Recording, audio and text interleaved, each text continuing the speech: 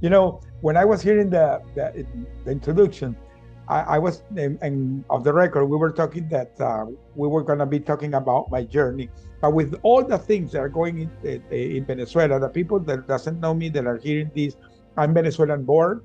I lived 50 years ago. I came here to the U.S., but I'm still Venezuelan, and I was a prisoner of Maduro. The Nicolas Maduro was who took us. The day we were kidnapped, he was announcing, I had the recording, by the way, in national TV announcing that he had captured 6 American spies. We were accused to be American spies. And everything was an ambush because he was having issue by that time with Donald Trump.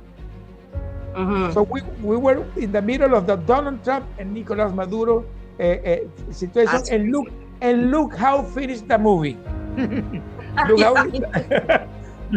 So now I was the other day in the TV looking when this guy was going to the trial with handcuffs and in the armored truck and walking like a dead man.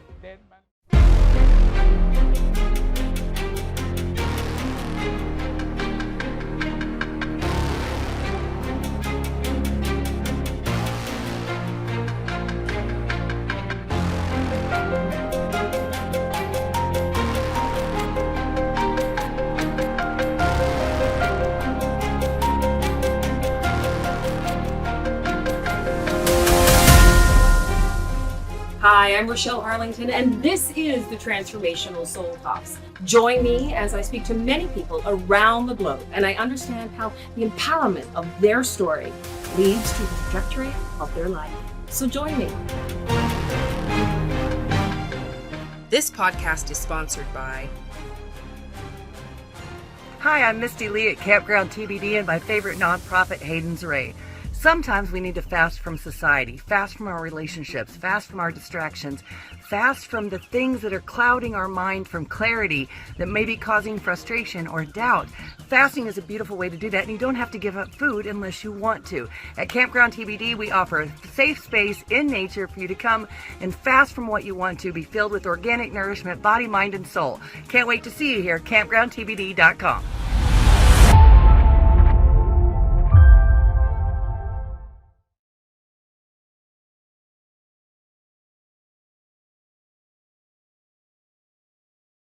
Hi, I'm Raschell Arlington, and welcome to the 2026 Transformational Soul Talks podcast. I've got an incredible lineup of some amazing guests this year, and I'm really excited to share their transformational stories and what they are bringing to the table and how they are helping humanity. Well, my guest today is a very special guest who I actually got to meet through LinkedIn, shared an amazing story with me, and we both agreed, let's come on and share that story with the world. But first, I want to ask you a question, as I always do. So how would you navigate through any form of imprisonment? What steps would you take to discover the resilience needed to endure and ultimately thrive?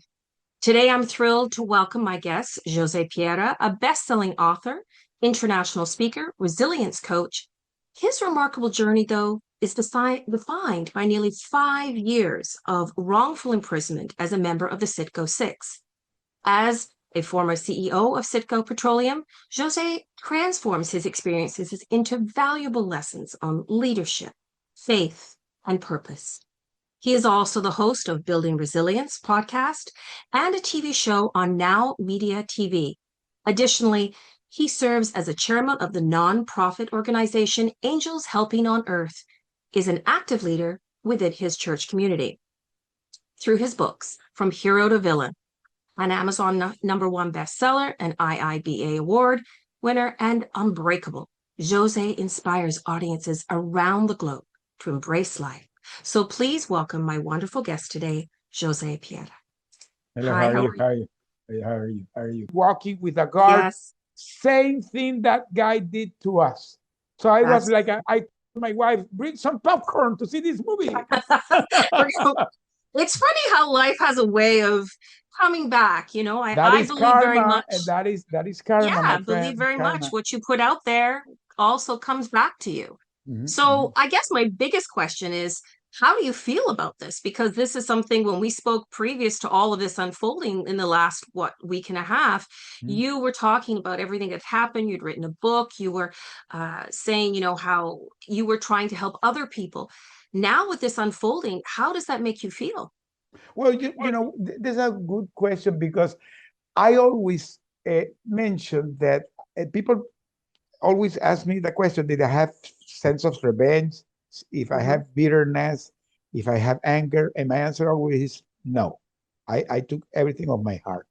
And I had been during this year, not only decided to convert this in a coaching program to help others. I have my podcast, I have the TV show, I started a nonprofit, I wrote the book. I did a lot of things that always surrounded to what my story became my testimony. So I felt it like a redemption. But when I saw that guy in that situation, it was like a sense of you know, because that guy is evil. Yes. What I'm hearing in the press and in the media, and I know in many countries like Canada. Yesterday I was talking with my cousin that has more than 30 years living in Toronto. We were talking yesterday night, and he told me everybody here hates Trump, and some people are saying that he went against the law, blah blah blah. Maybe that can be true, but why don't the people talk about what is the feeling of the Venezuelan? The people that doesn't know that this guy had more than 25 years there, making very bad things. I was talking a few minutes ago with a friend, and I told her, if you talk to any Venezuelan in the world, you would ask the question, do you have a family that died because no medicine or food? Do you have a family that had to fly the country because we're persecuted? Do you have a family that have gone to jail or have been kidnapped? So this guy has ruined the country and the life of all the Venezuelans. Let's go back a little bit to what you said, the Venezuelan people, because I'm curious, because I've heard, there's lots of stuff on social media. So I'm going to ask you, how is the sense of the Venezuelan people in Venezuela at this time? I've heard they are scared. They're terrified because look what they're doing. They passed a bill 2 days ago where everybody that they find a text message, a WhatsApp message, a picture, anything related that they are supporting what Donald Trump did, immediately will go to jail. So they are putting point of control in the streets.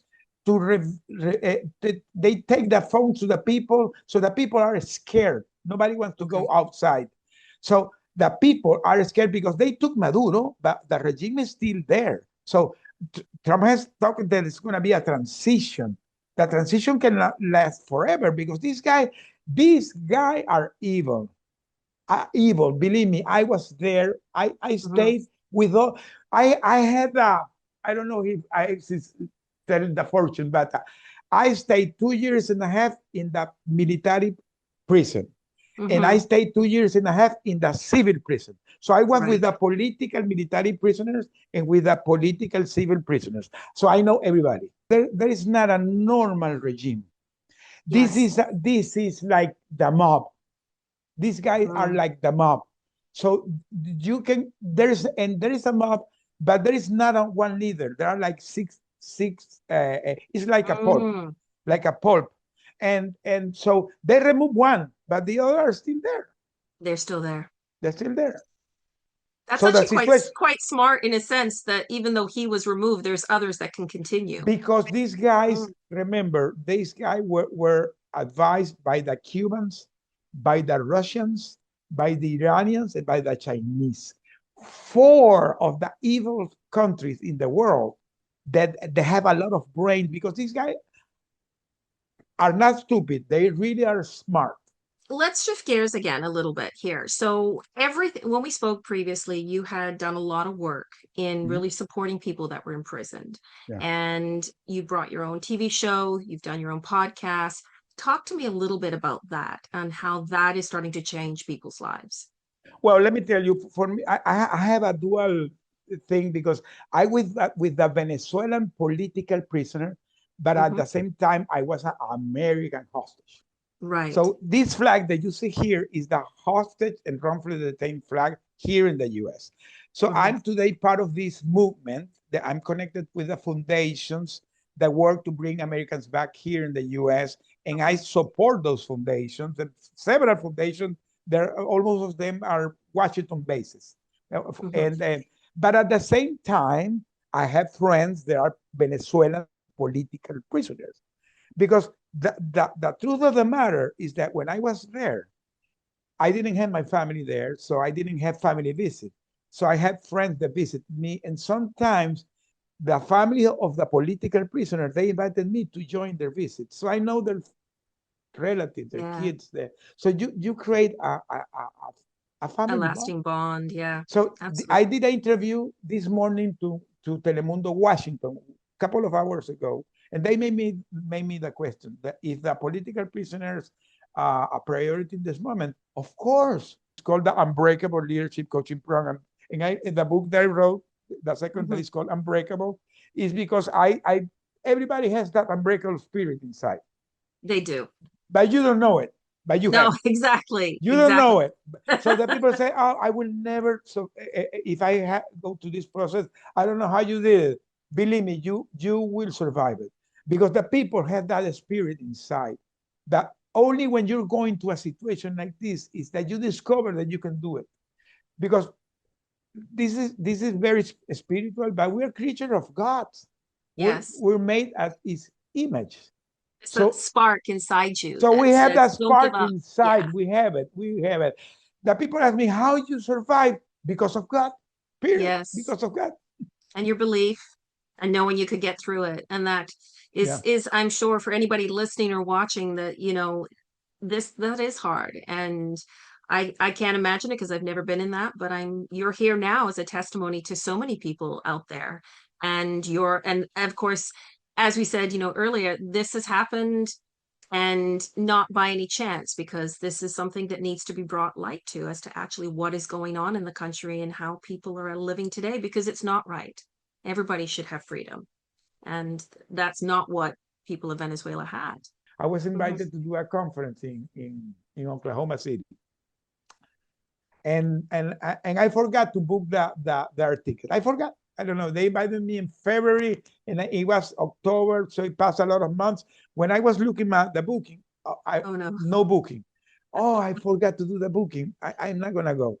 And I was gonna call the organizer, say, hey, sorry, I forgot to do the booking. But something told me, no, you have to go. Oklahoma City is 6 hours from Houston. I told my wife, let's go driving. No problem. Let's go driving.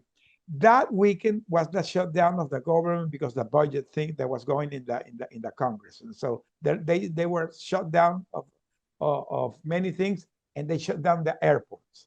So now there was no flight. So I went driving. So when I come to the conference, this is a national conference of the National Disability Conference, the National Kid Disability Conference. So what I did a conference to talk to the caregivers that take care of the kids, etc. And when I finalized, during that time I was talking, I'm seeing a lady crying all the time I was talking. And I finalized, and I told my wife, did you see the lady crying during the conference? They said, yes, she was crying and crying and crying. And I was like, wow, it really touched her.